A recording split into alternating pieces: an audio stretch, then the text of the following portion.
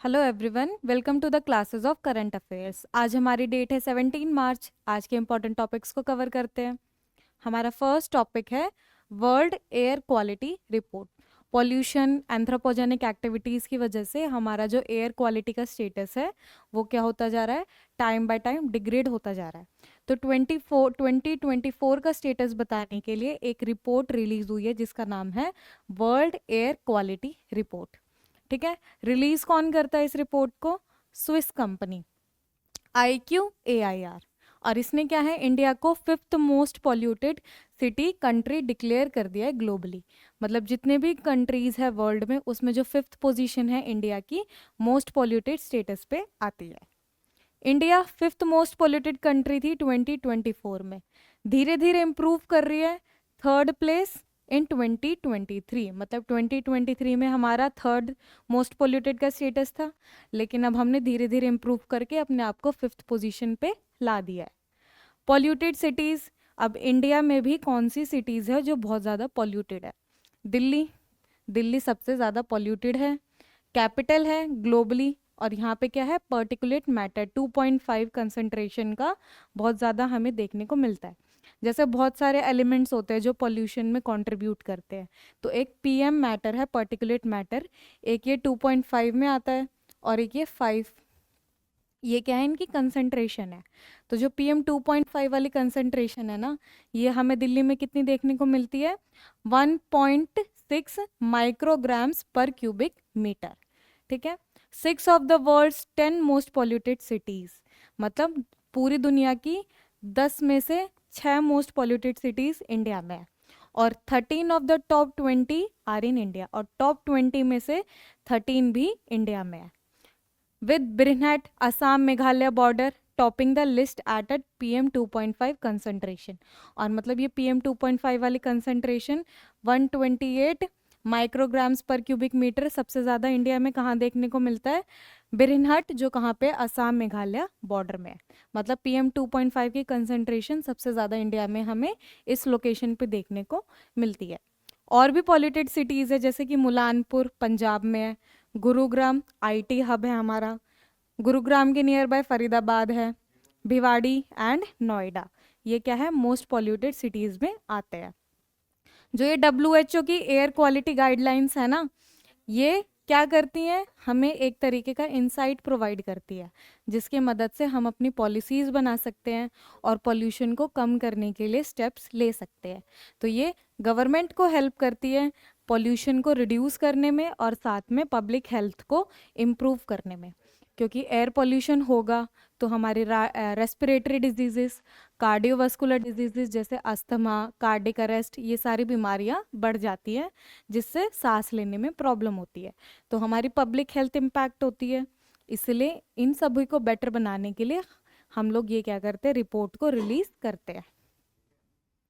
Next topic पे आते हैं। 14th meeting of ADMM plus expert working group on counter terrorism to be held in New Delhi.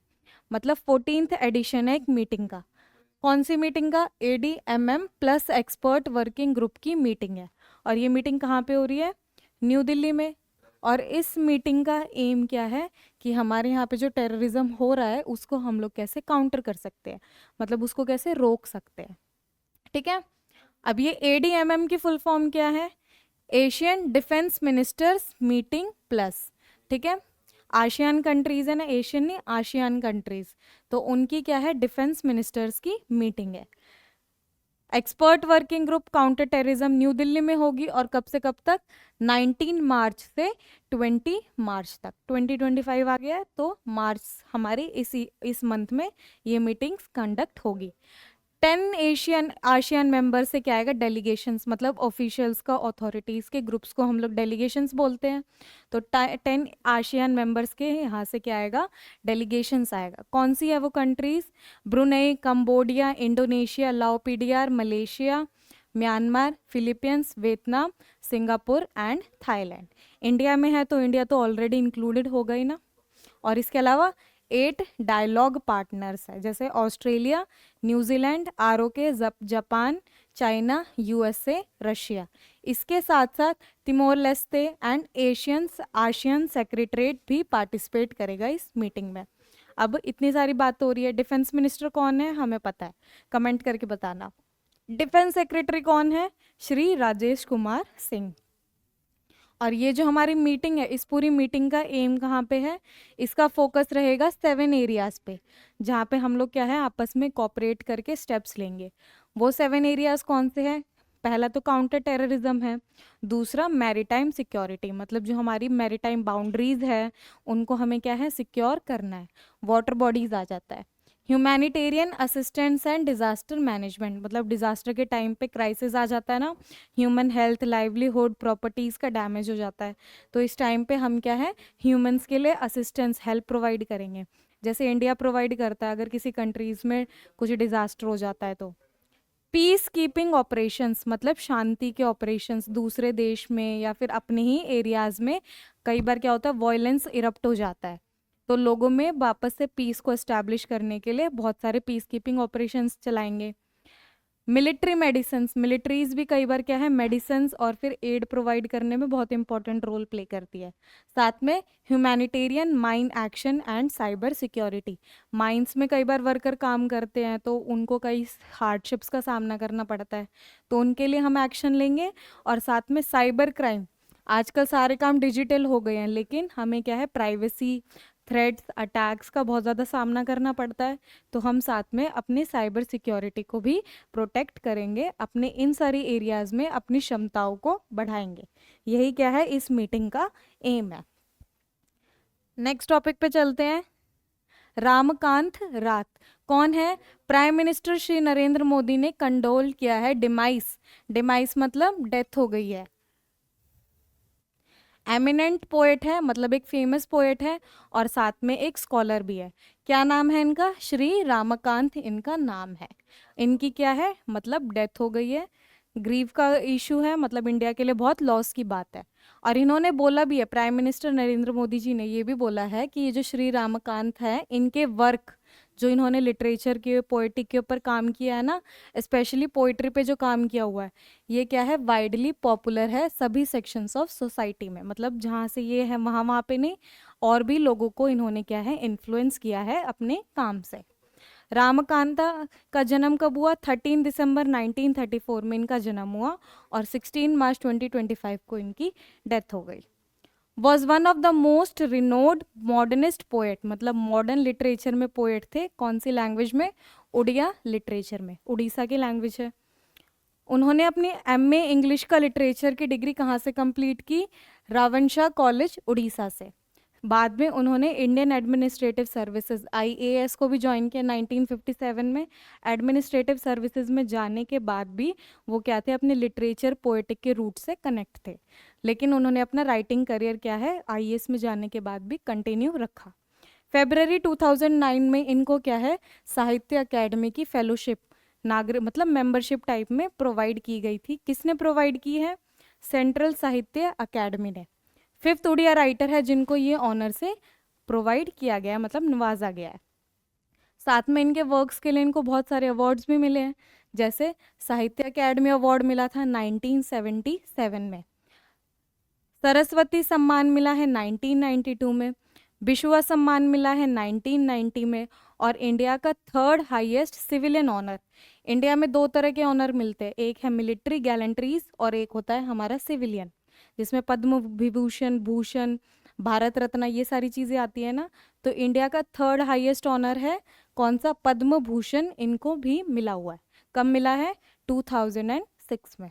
तो देखो इनकी कितने सारी अचीवमेंट्स है, इसलिए इनकी डेथ क्या है इंडिया के लिए लॉस है। नेक्स्ट टॉपिक पे चलते हैं। डॉक्टर मनसुख मंडाविया ने क्या है इनॉग्रेशन किया है star packed first ever fit India carnival का।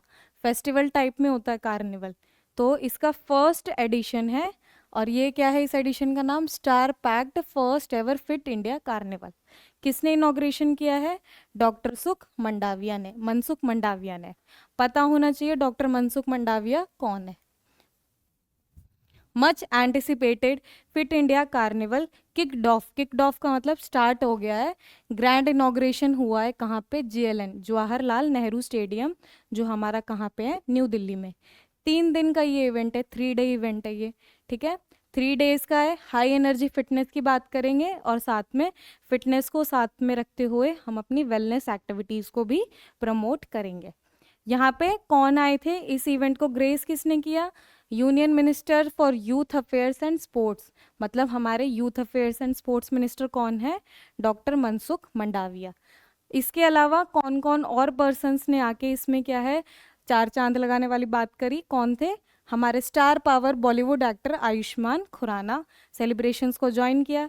इसके अलावा रेसलिंग चैंपियन संग्राम सिंह, वेलनेस स्पोर्ट मतलब हमारे wellness expert, fitness expert Mickey Mehta, former WWE wrestler Shanky Singh और Guinness world record holder Rohtash Chaudhary. इतने सारे पीपल स्पोर्ट्स से रिलेटेड आए थे और इस इवेंट में इन सब ने पार्टिसिपेट किया।